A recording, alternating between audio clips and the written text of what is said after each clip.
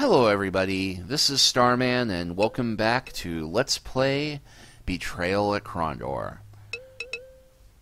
I apologize in advance for that little beeping noise, but apparently that is meant to simulate water dripping from the ceiling, because we are, as you will recall from last time, fresh into the sewers of Krondor. Well, maybe fresh is the wrong word for it, but we are in the sewers of Krondor, and we just ran into a boy thief who told us that stuff is going on down here and to stay out of his way. You know, having torches in a methane-filled environment does not seem like a good idea. Someone or something screamed a warning. By the time it reached the ears of his companions, Locklear already sized up the situation and stood poised for the first strike. So, ambush! Got some rogues in the sewer. Whether they are actual members of the Mockers, who are the Thieves' Guild of Krondor, or whether they're something to do with that trouble that got mentioned, I'm not sure.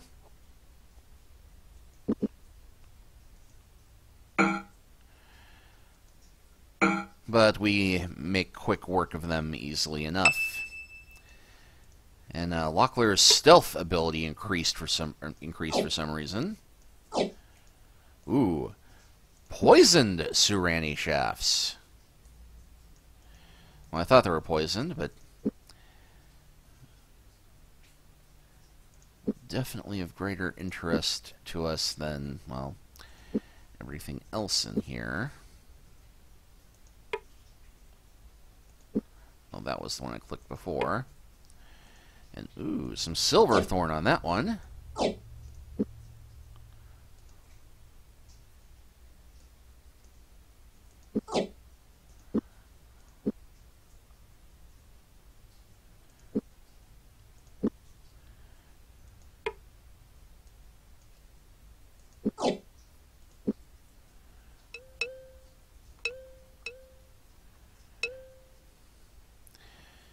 Now, we can explore the sewers a fair bit, but there's only one part we have to go through. And yeah, we got a T intersection here, and if we look to the left, well, we don't see anything. I thought we might be able to make it out, but they were not alone. Their opponents were completely unprepared for an attack, making Goref wonder if there were reinforcements nearby. In any event, judging by their posturing, he guessed they were well trained. And yeah, we were right up against the wall when these guys showed up. And yep, black ninja suits. Looks like Nighthawks. Which, if you remember anything about the Krondor books... What am I doing? Have Owen move over here.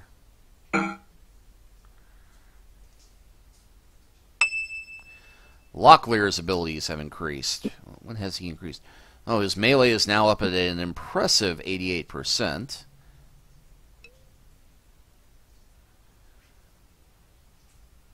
I don't see any black-clad bodies. Oh, well, there it is. Let's see, there's some gold. There's some gold. Healing pouch, which I've not been using these nearly as much as I should have been. Some rations.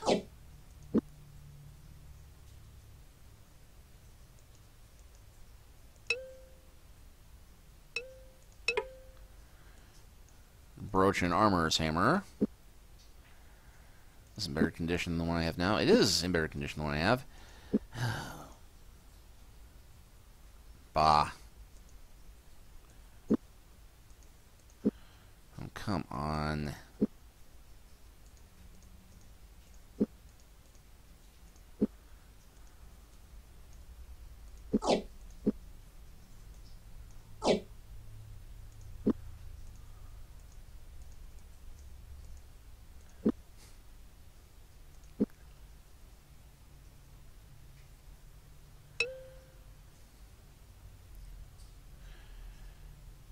Well, I guess walking the other way is what gets James's attention. But yeah. Locklear cursed. After a long time examining the lock, he brushed the dust off his hands and knees. Somebody's tampering before us is done this lock in. He said, they've broken the mechanism trying to pick it. No one will be getting through that lock with a key, pick locks or otherwise. And yeah, we are heading the wrong way. Well, relative to where we want to go, but I just wanted to see what was here. Because we got some time.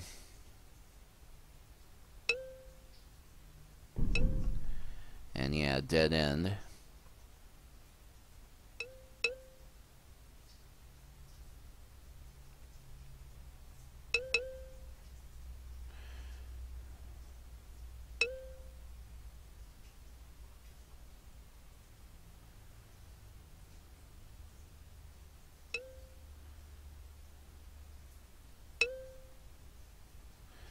I think this leads back to the sewer entrance.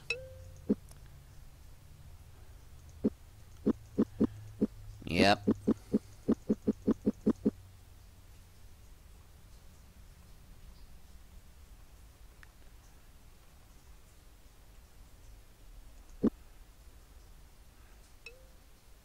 So back the way we came. And well, okay, yeah, they're literally back the way we came. Or actually, they descended down the stairwell. Halfway down its spiral, they discovered a heavy iron door which prevented them from moving any further downward. Looks like it's rusted shut, Locklear said, examining the reddish dust which caked the lock. No going further for the time being. Disheartened, he led the way back up to the mouth of the stairwell. Oh, cruel fate that we cannot explore more of this disgusting sewer.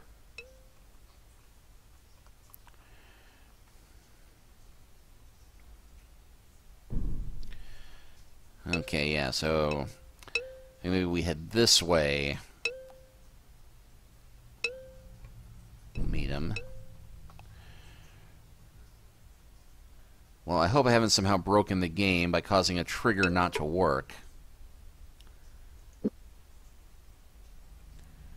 Or if we're supposed to head this way instead.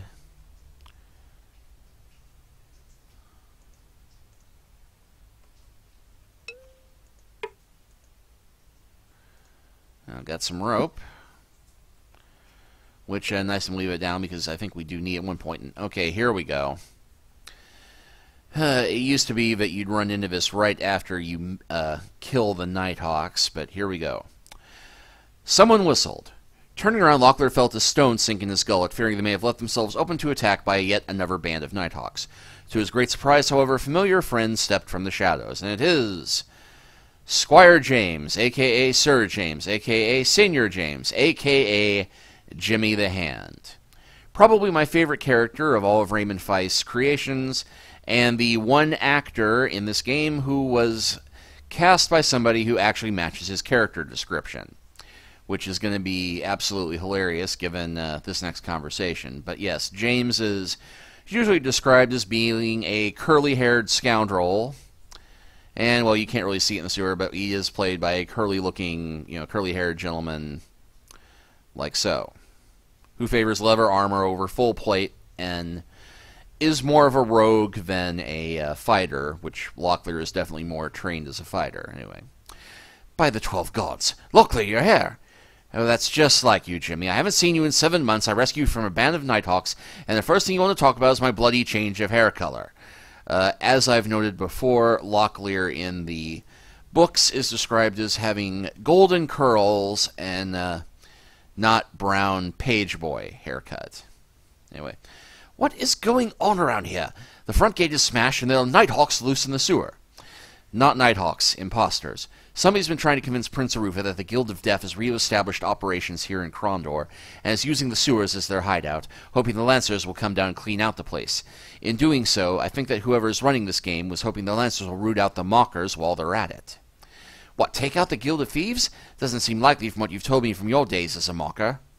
More to the point, we know now a few of the Nighthawks escaped to Romney when they smashed them up after that affair with Princess Anita. They certainly won't dare tread Krondor streets for a while yet. I've been tracking around down here trying to find out more when I ran into these fellows. So why have you come back to Krondor, Lucky? I thought you were supposed to be gone another 4 months or so. I got bad news from the Northlands. Looks like the Dark Brothers are stirring again. They raised Fermendus' battle standards over Sargov, and there's a Mordhel army gathering to attack the kingdom. This Mordhel used to be one of their clan chieftains, something of a hero during the Rift War against the Sirani, too. I thought Prince Arufa would be interested in talking to him. I don't like this, Loki. The Mordhel are stirring again in the north, and somebody is mimicking the Guild of Death. My bump of trouble says that things are going to get far worse before they get better. I assume since you're down here that you're trying to get into the palace the way I showed you a few years ago. Yes, I was thinking I would have to pry the grate off somehow, but if you have the key, it would save me a great deal of trouble. Still on me? It's yours. I can find my own way into the palace. I'm going to creep around down here a while longer and see if I can unravel this particular mystery. Suit yourself. I, for one, am quite anxious to get out of this hole.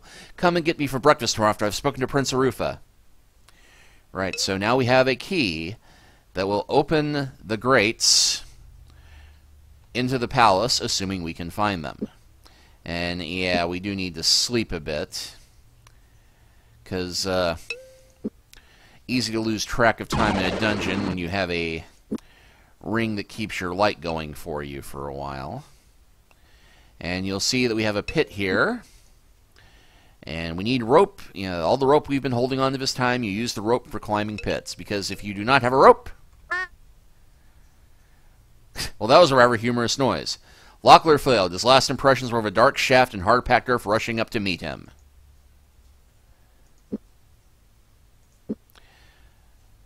Although, yes, I'm really missing the digitized noise now, because when you walked into a pit before, you get a, you know, long, exaggerated yeah! Scream, and there you just get a tiny little fart noise. Comedic, rather.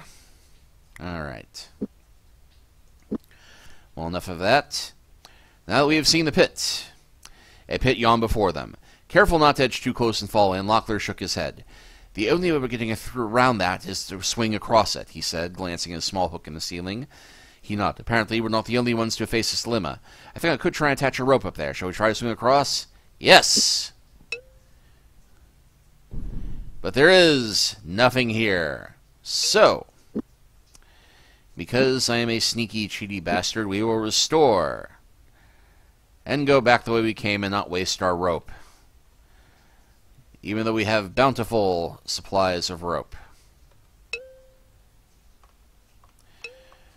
Now, our way lies eastward, and not just because we already explored everything to the west.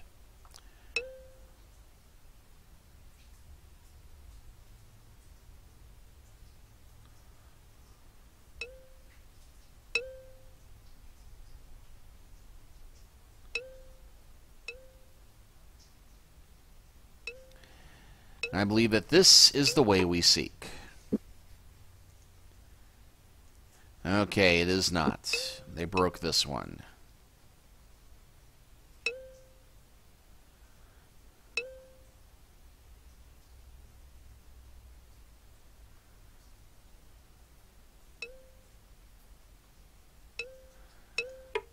Okay, there's some rogues. Their opponents were surprised. And, well, just to show off this spell, which, yeah, we still got one more to get, but Hocho's Haven.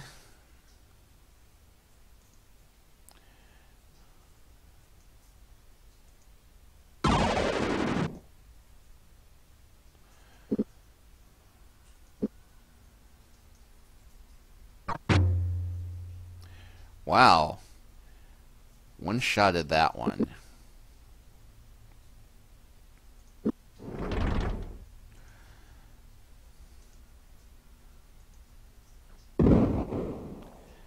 And you'll note that the fire damage did everybody in on that one except for Locklear.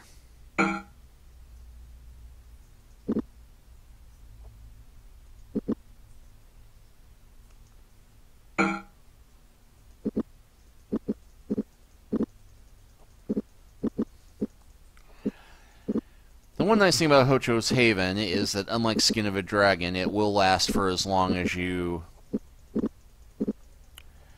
avoid taking damage.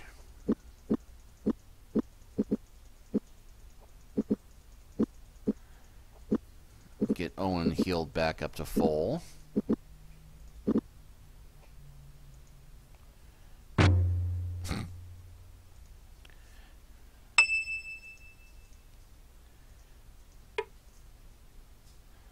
Ooh.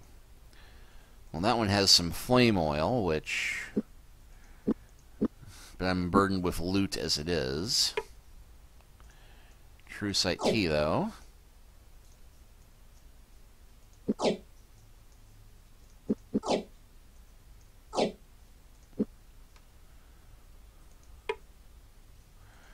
Alright. Okay, this one has also been broken by whoever is breaking the locks here. No, I'm thinking we definitely want to... Ah, whoop.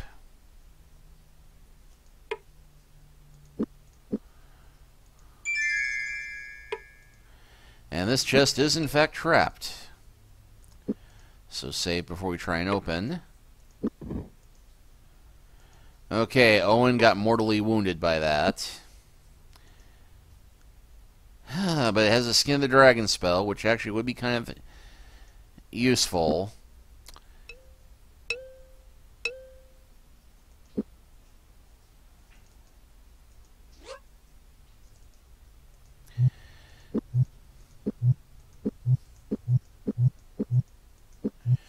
Well, what's the point of having all these healing potions if I don't use them, right?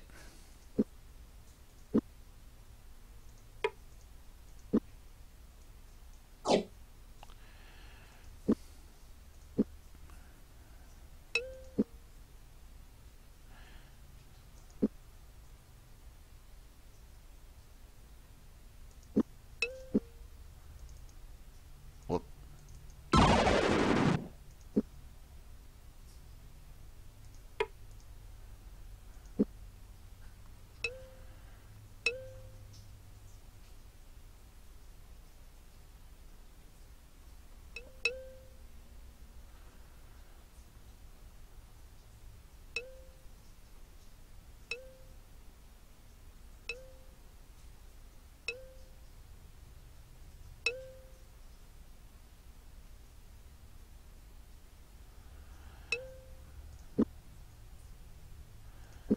I think we're heading back to where we were.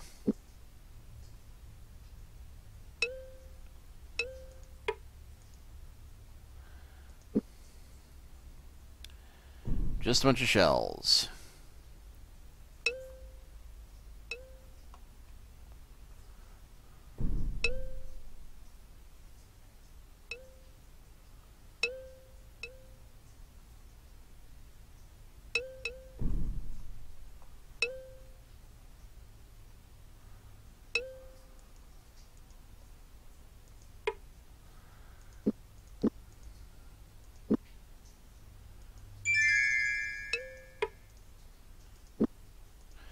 Okay, we managed to disarm that one.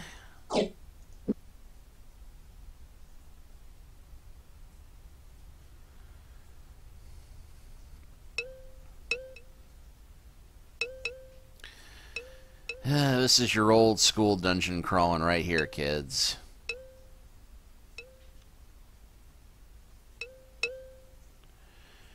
Wandering around some godforsaken sewer, not sure exactly where you're going, what you're looking for.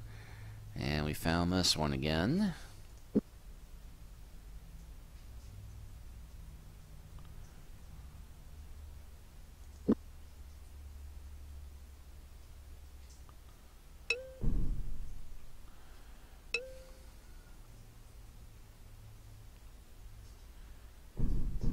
Dead end.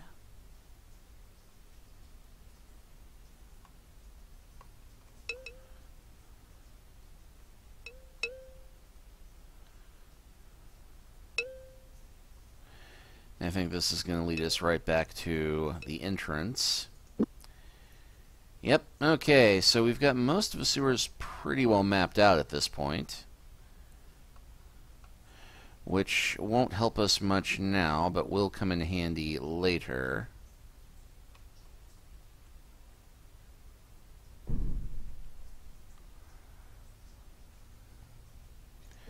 Yeah, I went east too soon. I think we should have headed north.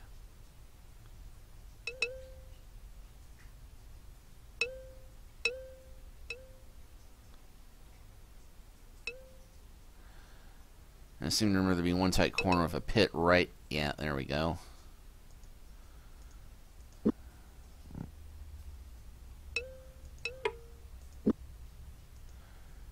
Yeah, that one is broken as well. Nothing to the north of us. So the only direction we can head is east.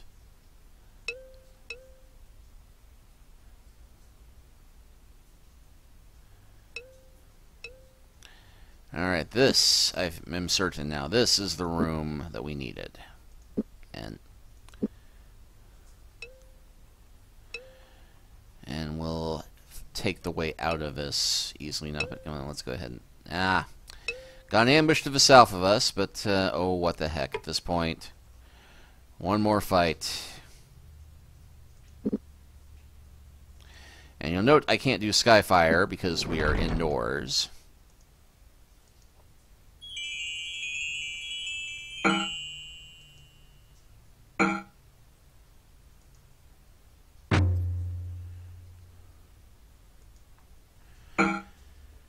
Not even 2 rounds of combat.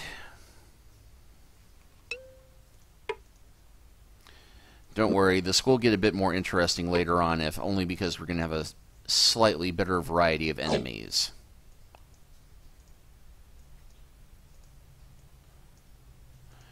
Oh, come on. Nobody has room for a spare thing of healing potions. 24, 24, 24...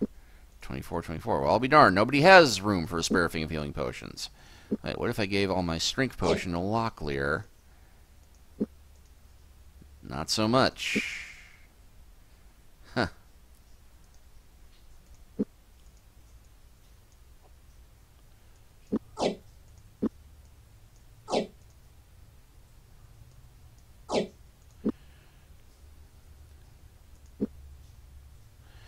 And that leads to where we were before. Okay, so I think we did manage to map out the whole sewer. And this ladder here should be the one we need. Yep, Locklear frowned. Peering through the hole into the inner workings of the lock, he saw nothing within that gave him cause to be enthusiastic about his chances of getting in. This lock takes a very special key, and it is clearly not pickable, he said. If we want in, we will have to find the key. Well, luckily, we have the royal key of Krondor. Locklear turned the tear-shaped key over. The Prince of Krondor standard, he said, indicating the bas-relief image of an eagle soaring high over a mountain peak. I can see why thieves might be interested in getting a hold of a key that opens every door in the Prince's palace. And here we are, the end of Chapter 1, except for reading the story text. The gate swung open. Revolted by the thick stench of excrement in the chamber, Locklear hastened to the ladder affixed on the far wall and ascended its filth-slick rungs. Behind him, Gorath and Owen reluctantly did likewise, gaffing at the noxious vapors on the shaft. "This is nothing," Locklear grunted, shoving upwards against the grating. "All the windows in the palace are open right now. You ought to smell it in the winter." Darkness surrounded them as they slivered out of the privy, their only impressions of the chamber provided by the faint flicker of distant firelight. 10 yards before them, the hall joined with an elaborate colonnade stretching in either direction. "Somehow I hadn't pictured my first visit to Krondor like this," Owen sighed, falling blindly in step behind Gorath and the seigneur. "What, you didn't like the romantic tour?" Locklear chuckled. "Not many people get to see that way into the palace."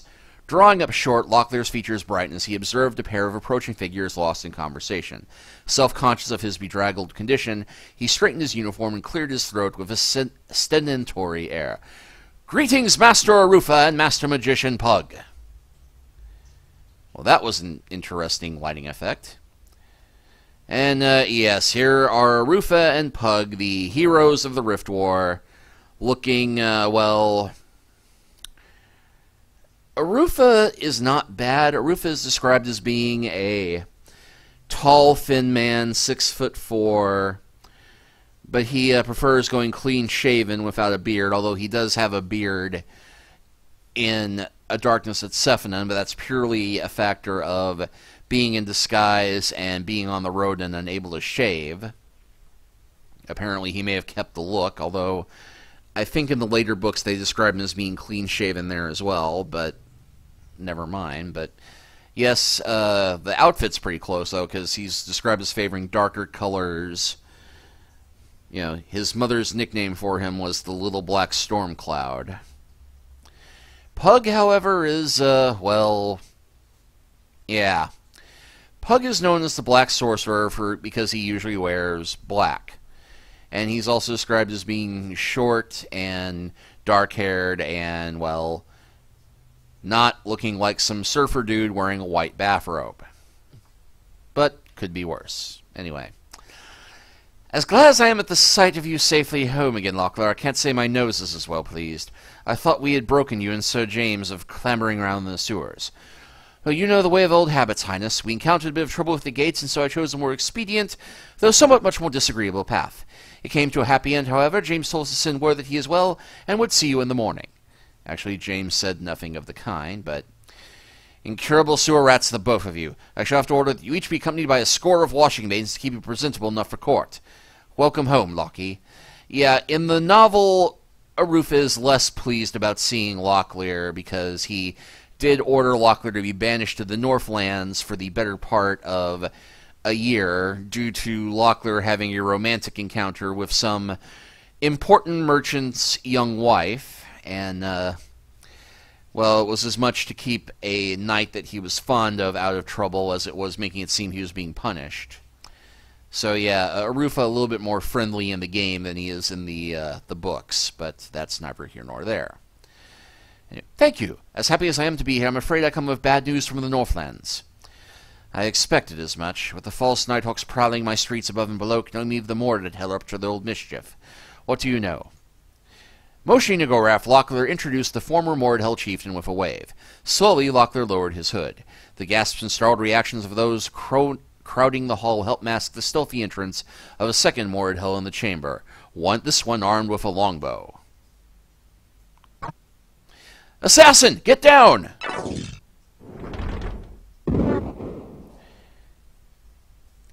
And that brings us to the start of Chapter 2, Shadow of the Nighthawks.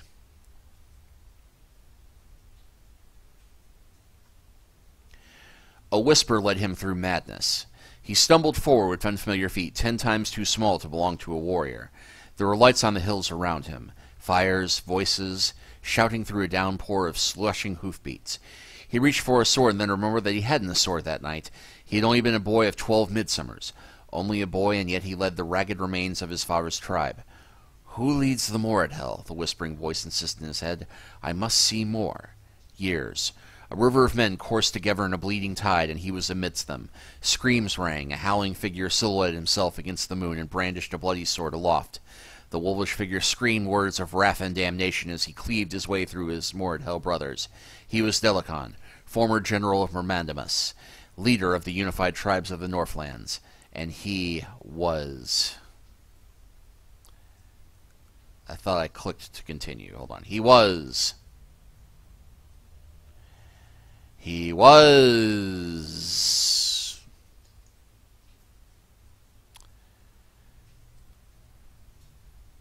glitched.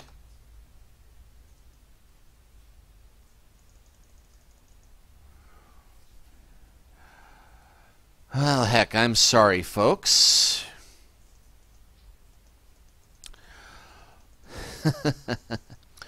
Well, we are coming up to about time to stop anyway. Luckily, the opening chapters for each chapter can be played through on the game menu. So I'm going to go ahead and stop this here. And next time we will start with Chapter 2. We will see you then.